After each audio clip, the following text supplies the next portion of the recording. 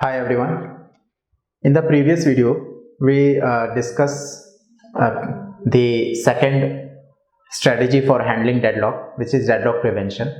Now, in this video, let's see how we can disable the necessary conditions of deadlock. Okay, those conditions which are caused for deadlock problem. Okay, so there are four necessary conditions which are causing the deadlock problem.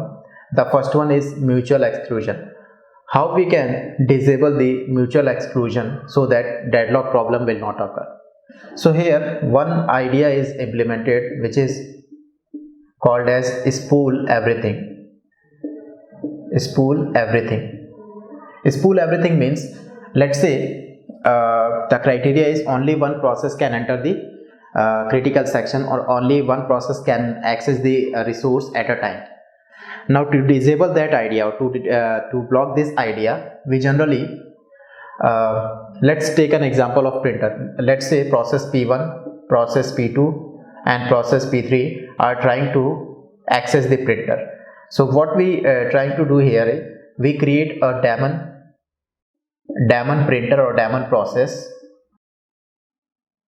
which will generally pick this job of P1, P2 and P3, P1, P2 and P3, and it will spool it, it will mix it up, and one by one it will give it to the printer. Okay, so that is the idea which will disable the mutual exclusion criteria, mutual exclusion condition. Okay, so spool everything is not a very good approach for disabling a mutual exclusion, but it is the only solution that we have for disabling that is mutual exclusion. That's why we are using spool everything concept.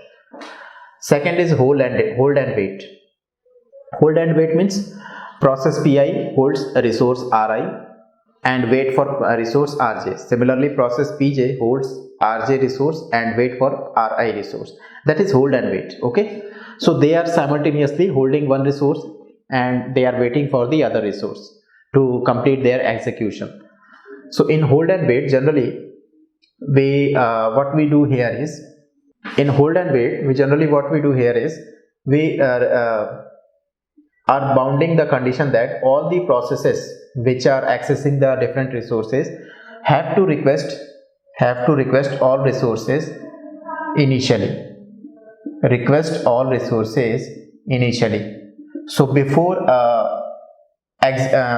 entering into running state or taking the CPU, the request have to fulfill this criteria. What is this criteria? The criteria is they have to request all the resources which are needed for their execution at the starting point or at the initial phase, so that at the later point there is no problem of hold and wait condition.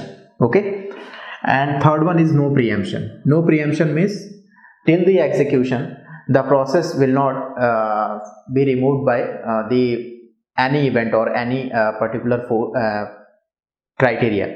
Okay, what I mean to say, for example, higher priority process came into existence and it will remove the lower priority process which are already in their execution mode. Okay, so to disable the no preemption condition, we generally preempt the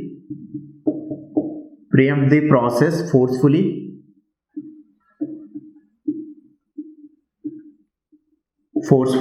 so that this condition is failed. So if you want to block or remove this condition, no preemption, then definitely preemption is the only way you can do this. Okay, and the last one is circular wait. Circular wait means let's say we have three processes: process P1, process P2, process P3, and process P1 is waiting for process resource which are held by process P2. Process P2 is waiting for a resource which are held by process P3, and similarly process P3 is waiting for a resource which are held by process P1, and they are in circular wait. So if we try to remove this circular wait, we generally order the resources numerically.